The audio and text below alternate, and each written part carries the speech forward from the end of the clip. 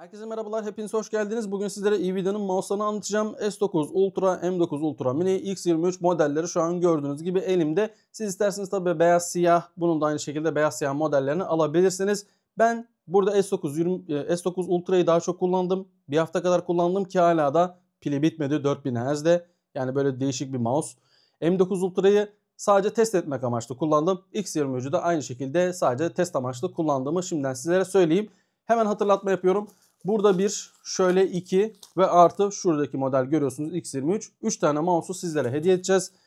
Arkadaşlar biliyorsunuz sizler için gayret ediyorum. Yani burada artık şöyle yapmayacağım, işte beğeni 300 olsun 500 olsun demeyeceğim. Siz gönlünüzce beğeni tuşuna basarsanız memnun olurum. Çünkü sizler için gayret ediyorum. İşte bunları hediye olarak istiyoruz. Sağ olsunlar, Ulu Games'e zaten kendisi de veriyor. Yani desteklemeniz sizin elinizde. Desteklemezseniz de sorun değil. Ya da kanala abone olabilirsiniz desteklemek için. Yani tercihler tamamen size ait. Bunları hediye olarak vereceğiz ve Perşembe gününe kadar da süreniz var. O zamana kadar yorum yapın ve aboneliklerinizi açmayı unutmayın. Bana sormayın abonelikler nasıl açılıyor diye arkadaşlar. YouTube'a yazarsanız bir dünya video var. Oradan bakıp da işte abonenizi açabilirsiniz. Yanlış bilmiyorsam telefonla olmuyor. Yani bir bilgisayardan 2 dakikanızı ayırıp hemen bir girip abonenizi açarsanız memnun olurum. Çünkü aboneliklerinizi görmüyorum. Bu yüzden size veremeyeceğim.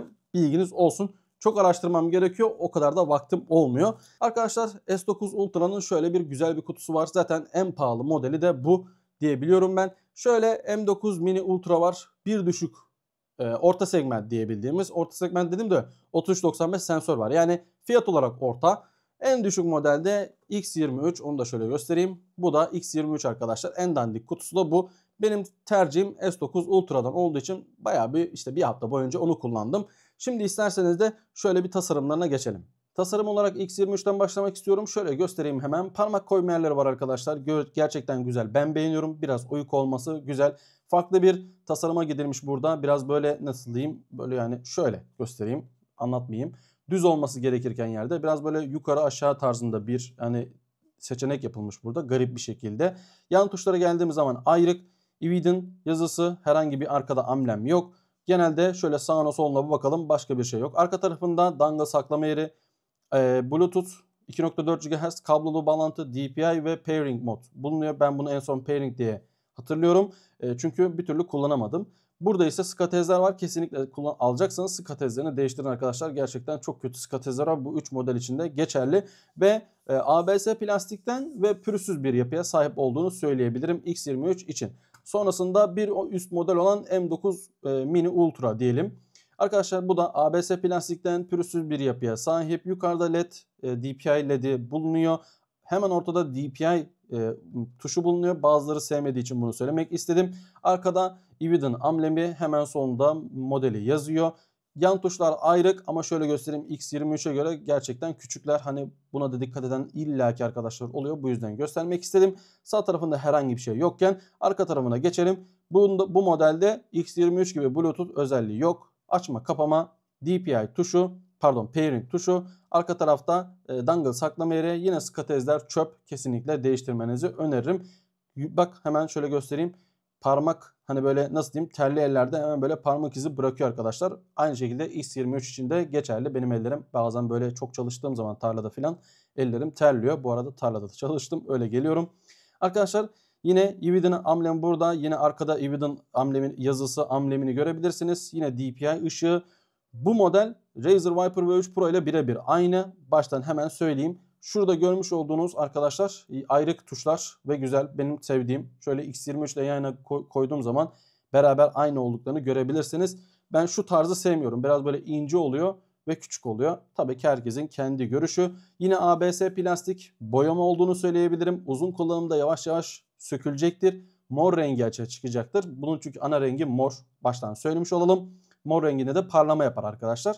Hani çok kaliteli boya mıdır değil midir o kısmını bilmiyorum ama pürüzsüz yapıda ve parmak izi bırakıyor. Arka tarafına geldiğim zaman hemen baştan söyleyeyim. Skatezler çöp. Direkt atın. Kullanmak istiyorsanız, alacaksanız DPI tuşu, 2.4 GHz bağlantı, Bluetooth bağlantı var. Çok garip. M9 Mini Ultra'da yoktu. Ve kablolu modla kullanabiliyorsunuz 1000 Hz'de. Bu 3 modda arkadaşlar 2.4 GHz 1000 Hz'de kullanabiliyorsunuz. Kablolu ya da kablosuz fark etmez. Kablolu bir şekilde 8000 Hz'e kadar çıkamıyorsunuz. Sadece 8000 Hz olan mouse'lar S9 Ultra ya da S9 diyelim, M9 Mini Ultra diyelim. Burada sadece Bluetooth ve 1000 Hz'de mouse olduğunu da söylemek istiyorum sizlere. Yapı kalitesinde bir sorun var mı diye merak edenler için bir sıkma, böyle bir gerdirme yaptım. İsterseniz bir bakın.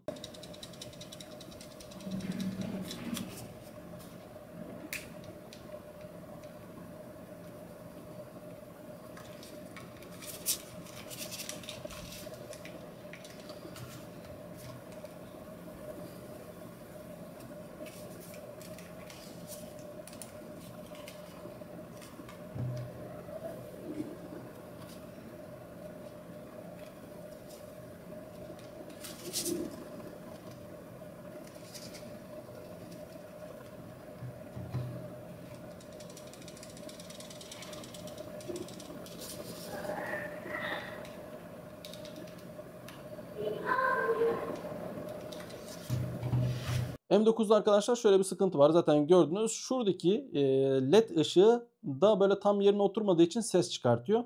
Siz sakın sökmüyorsunuz. Servise gönderiyorsunuz. Onlar da oraya hafiften bir baliyle, artık yani ufak tefek bir yapıştırıcıyla bile oraya yapıştırdıkları zaman bu sorun kalkacaktır.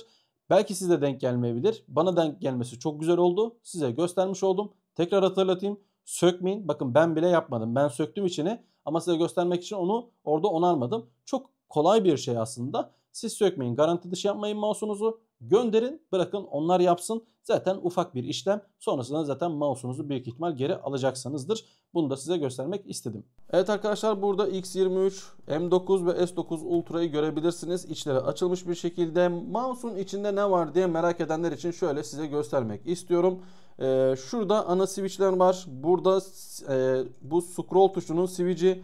Endocore hemen yan tarafta. Burada sensör. Burada MCU. Burada ise pil var. Şunu da göstereyim size. Yan switchler burada arkadaşlar.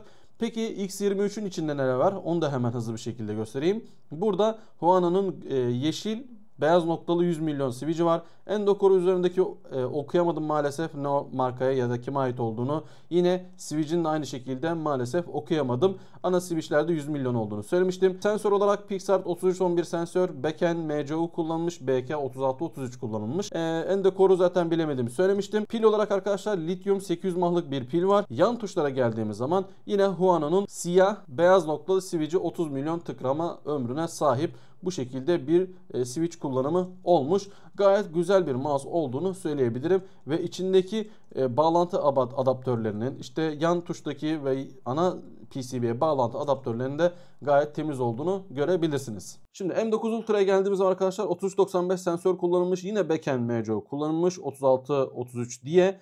Burada Huano'nun Blue Shell Pink Dot switchleri var. 80 milyon tıklama ömrüne sahip. Burada 100 milyonluk bir switch kullanılmıştı. Burada 80 garip.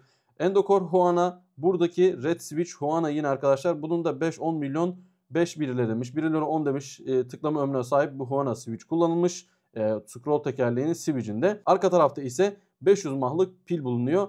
M9 Ultra Mini'de arkadaşlar. Yan tuşlara geldiğimiz zaman grip olarak şöyle göstereyim. İlk önce normalini göstereyim. X23 modeliyle birebir aynı olan Huano Black Shell White Dot mikro switchler kullanılmış ve aynı şekilde konnektör yerleri de gayet temiz, güzel olduğunu da göstermek istiyorum. Sizlere şuradan bakabilirsiniz. Şimdi burada alt segment, orta segment ve üst segment olan S9 Ultra'ya geçelim artık. Şimdi arkadaşlar hemen başlayalım. İlk sorun ne? Hemen şöyle göstereyim. Bak bunlar da konnektör yerlerinde. Hatta buradan da gösterebilirim. Bak konnektör ne kadar temiz değil mi? Yan switch kısmına gelelim.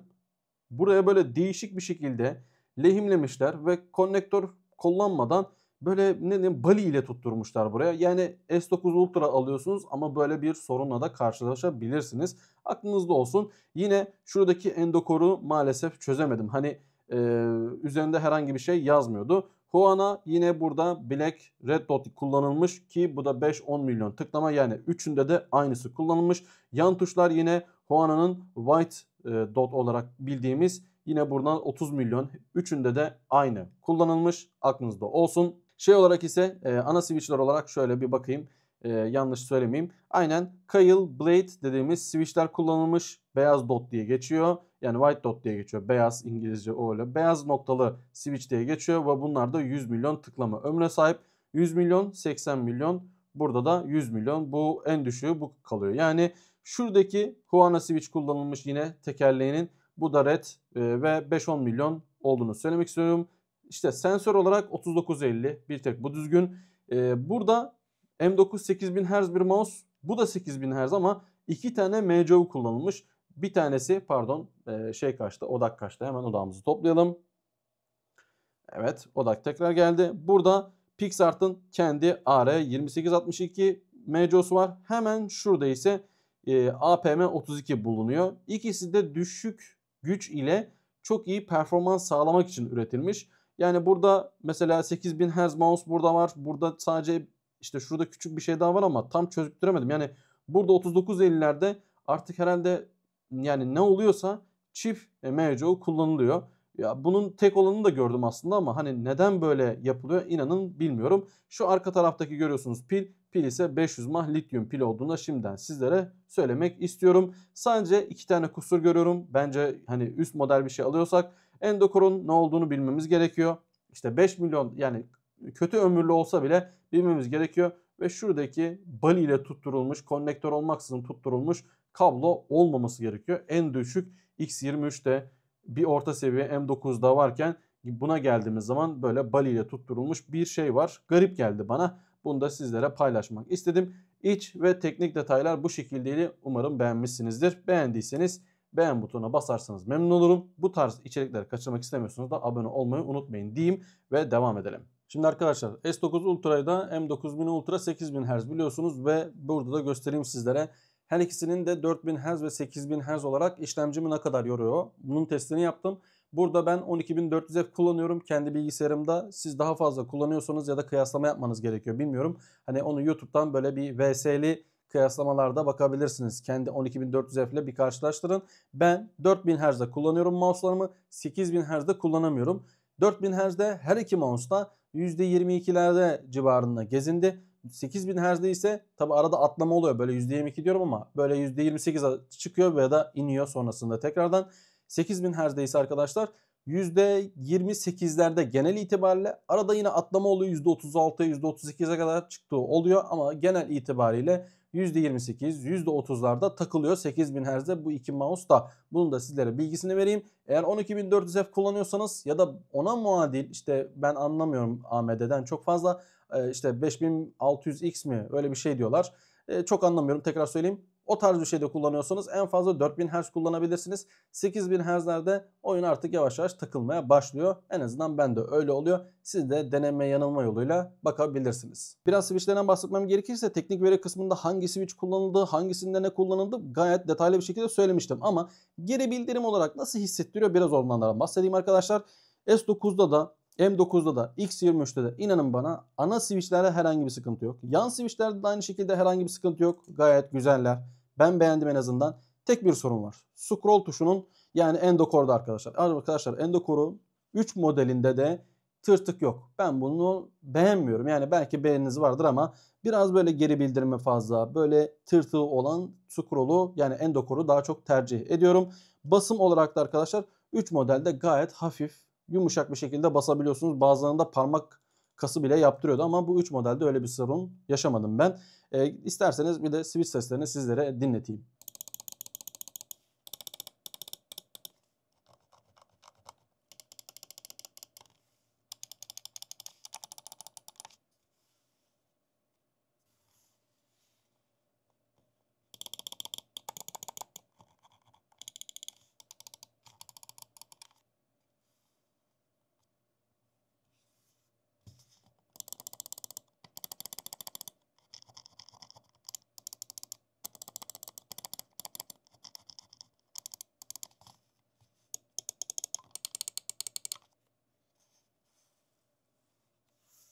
Ağırlık konusundan bahsetmem gerekirse arkadaşlar S9 Ultra 64 gram, M9 54-55 gram, X23 ise 60-61 gram civarlarında. S9'u şöyle arkaya alıyorum. Size bir şey göstermek istiyorum. Ortadan tuttum kaldırdım.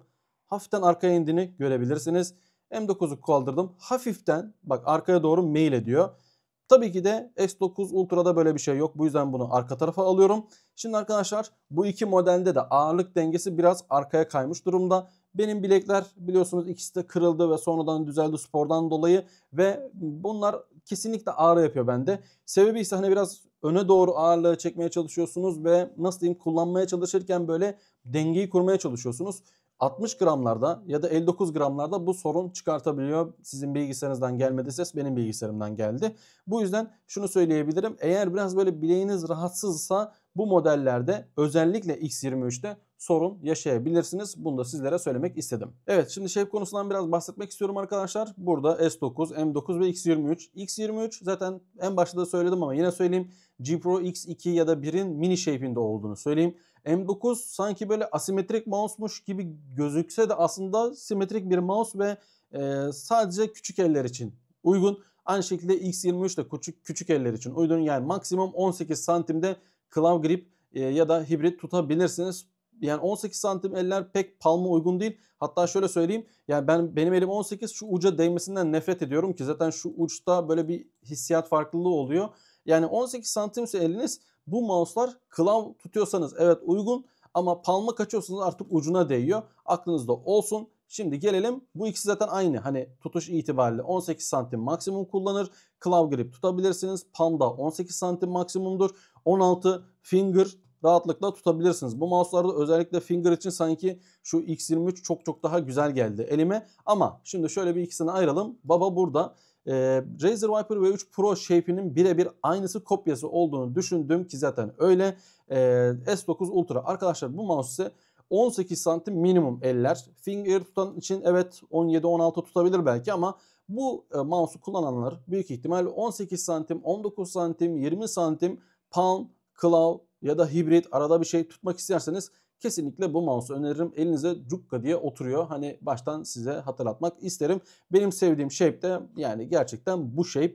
Bunu seviyorum. Razer Viper V3 kullanırken de seviyordum. Yine seviyorum. Yani bu benim sevdiğim bir shape olduğunu da sizlere söylemek istedim. Sonuç olarak arkadaşlar, içini açıp bakmama, tüm eksiklerini detaylı bir şekilde söylememe izin veren Ulu Games'e gerçekten çok teşekkür ederim. Bu açıdan bence güzel bir şirket. En azından işte şunu söyleme, bunu söyleme, daha bana bir kere söylemediler. He işte satın alım kısmı nasıldır, servis kısmı nasıldır, inanın o kısımda hiç tecrübem yok. Ama sattığı ürünlerin eksilerini kendileri de görmek istiyorlar ve aynı şekilde alan kimselerin de görmesini istiyorlar.